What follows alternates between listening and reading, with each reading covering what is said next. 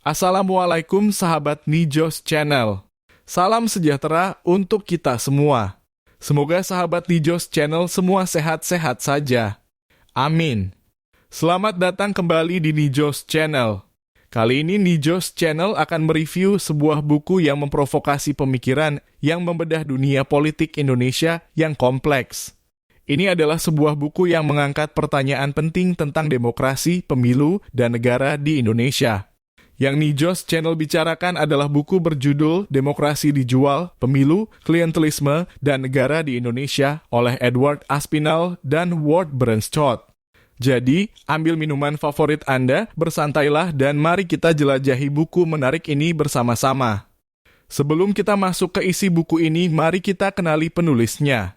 Edward Aspinall dan Ward Bernschot keduanya merupakan ilmuwan terkenal di bidang ilmu politik dan telah menghabiskan banyak waktu mempelajari politik Indonesia.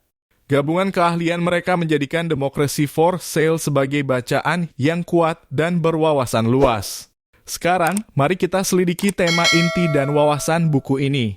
Buku ini membawa kita pada dunia politik Indonesia yang rumit dan mengeksplorasi 3 tema utama, yaitu pemilu, klientelisme, dan negara. Aspinall dan Bernschot berpendapat bahwa lanskap politik Indonesia dibentuk oleh interaksi kompleks dari elemen-elemen tersebut. Mereka menawarkan kajian kritis mengenai bagaimana demokrasi berfungsi di negara ini, menyoroti aspek-aspek gelap yang seringkali dikaburkan. Penulis mengawalinya dengan membedah proses pemilu di Indonesia.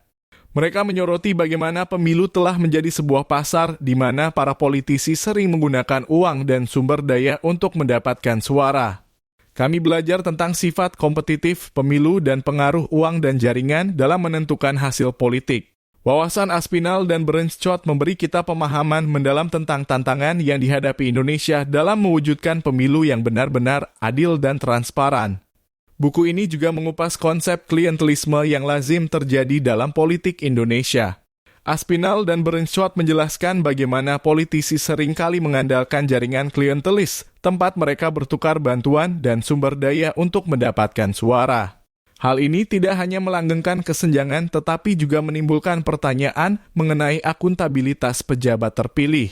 Penulis mempelajari studi kasus dan anekdot spesifik yang membuat konsep ini menjadi kenyataan.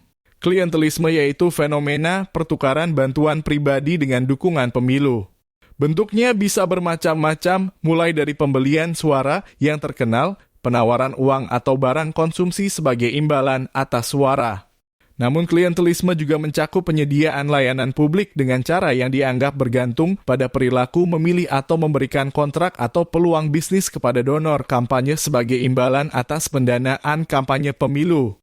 Jadi sebagai imbalannya oleh survei ahli, kami mencoba mengukur, kami menggunakan penilaian dari semua ahli di seluruh Indonesia untuk mengukur seberapa umum praktik klientelistik dalam politik lokal.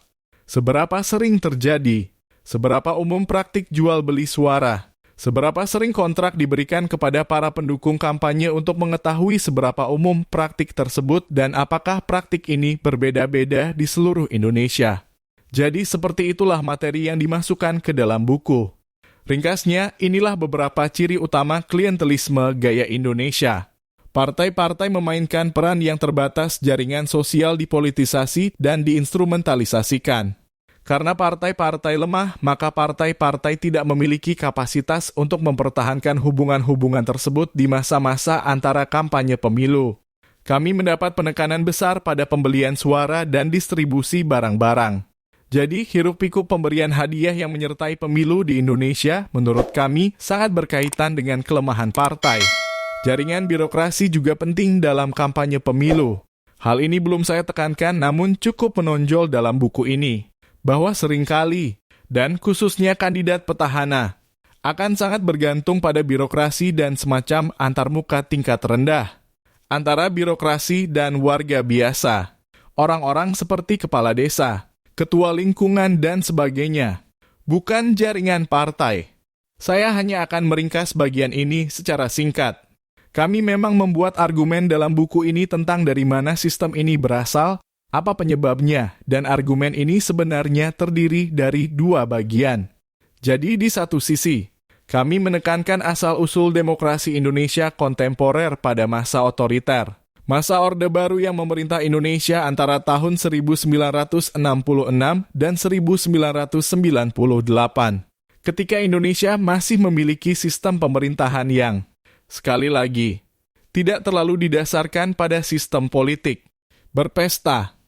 Memang benar, pemerintah mempunyai organisasi sejenis partai, Golkar, yang ikut serta dalam pemilihan umum yang diatur dengan ketat. Namun Golkar sebenarnya hanyalah wajah birokrasi pada masa pemilu dan pemerintah benar-benar mengatur negara melalui mesin birokrasinya. Hasilnya, sejak transisi menuju demokrasi, sebagian besar kewenangan kebijaksanaan atas distribusi sumber daya negara masih sepenuhnya berada di tangan birokrasi. Sementara itu, partai politik mempunyai kemampuan yang terbatas untuk menguasai sumber daya negara yang digunakan untuk membangun bentuk relasional klientelisme. Kita melihat banyak manifestasi atau hasil yang berbeda dari asal-usul ini dalam politik kontemporer Indonesia. Salah satu dampaknya misalnya yang sudah saya sebutkan secara singkat adalah seringnya birokrasi dijadikan semacam mesin pemilu, terutama bagi calon bupati atau gubernur petahana. Karena masyarakat, warga negara biasa, benar-benar membutuhkan birokrasi. Birokrasi mempunyai kapasitas untuk memberikan masyarakat akses terhadap barang dan jasa yang mereka perlukan. Maka birokrasi dapat menjadi mesin pemilu yang sangat kuat. Sejak tahun 2009, pada pemilu legislatif, kita sudah melihat adanya perubahan dari daftar tertutup menjadi daftar terbuka. Jadi pemilih tetap dapat memilih suatu partai, namun kini mereka juga dapat memilih seseorang dalam daftar partai tersebut. Dan oleh karena itu, orang yang terpilih tidak bergantung pada posisinya dalam daftar partai, adalah kandidat yang memperoleh jumlah suara individu tertinggi. Alhasil, para calon di pemilu legislatif biasanya menganggap pesaing utamanya adalah orang-orang dari partai yang sama.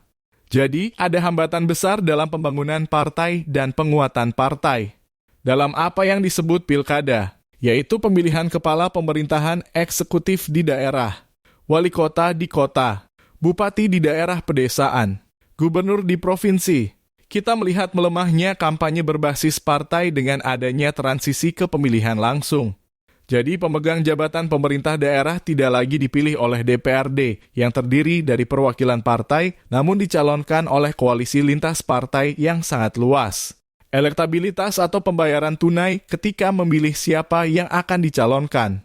Dan Anda sering sekali melihat koalisi berbasis partai yang sangat luas di mana partai tersebut hanya menjual tiket pencalonan kepada seseorang yang merupakan birokrat atau pebisnis. Dan sangat jarang terjadi yang memiliki hubungan lama dengan partai tertentu. Dan kemudian para kandidat melanjutkan dan membangun tim sukses mereka sendiri tepat di luar struktur partai tersebut. Jadi itu saja untukku. Jadi itulah bagian pertama dari buku ini yang memaparkan apa sebenarnya sifat politik klientelistik kontemporer di Indonesia dan apa asal-muasal sistem tersebut. Tema penting lainnya adalah peran negara dalam jaringan politik Indonesia yang rumit ini. Aspinall dan Bernschot berpendapat bahwa negara sendiri terlibat dalam praktik klientelistik yang melemahkan tata kelola pemerintahan yang demokratis. Buku ini mengungkap bagaimana lembaga-lembaga negara sering digunakan untuk menjaga hubungan klientelisme dan hal ini mempunyai implikasi serius terhadap berfungsinya demokrasi di Indonesia. Untuk menganalisis tema-tema ini, penulis menggunakan kerangka teori yang komprehensif berdasarkan konsep-konsep dari ilmu politik, sosiologi, dan antropologi.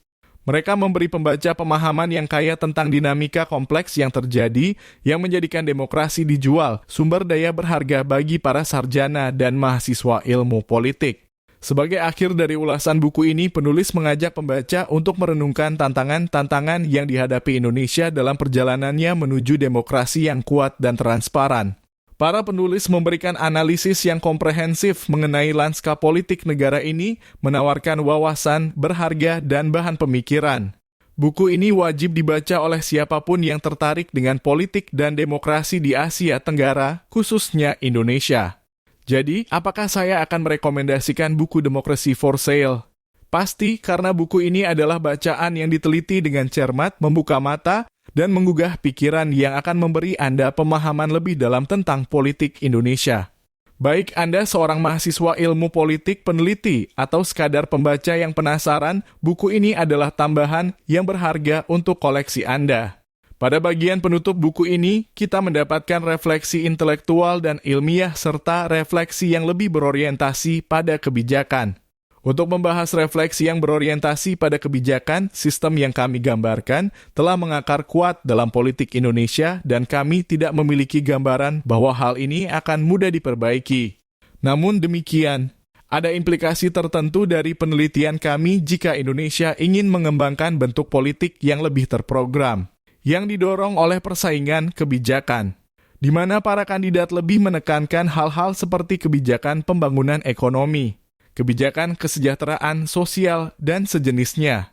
Tentu saja ada implikasi dari kisah yang diceritakan Ward tentang sifat diversifikasi ekonomi, sifat ekonomi lokal, dan bagaimana hal-hal tersebut menjadi faktor dalam sifat klientelisme lokal. Banyak reformasi yang dilakukan Indonesia pada awalnya dimaksudkan untuk meningkatkan akuntabilitas politisi kepada pemilih. Peralihan ke pemilihan kepala daerah secara langsung dan pemilihan umum legislatif ke sistem daftar terbuka dimaksudkan untuk memberikan kesempatan kepada pemilih untuk menghukum atau memberi penghargaan secara individual kepada politisi yang berprestasi atau tidak berprestasi. Namun dampaknya seperti telah kita lihat adalah melemahnya partai politik dan sangat sulit untuk mengembangkan politik kesejahteraan yang lebih terprogram dan berorientasi pada kesejahteraan, atau setidaknya politik kesejahteraan yang lebih terorganisasi secara terprogram dalam sistem di mana partai politik sangat lemah. Kami juga mengacu pada penelitian yang dilakukan oleh Burhanuddin Muhtadi dalam buku tersebut untuk menunjukkan penurunan dramatis dalam identifikasi partai di kalangan masyarakat Indonesia dari sekitar 88% pada tahun 1999 menjadi di bawah 10% saat ini.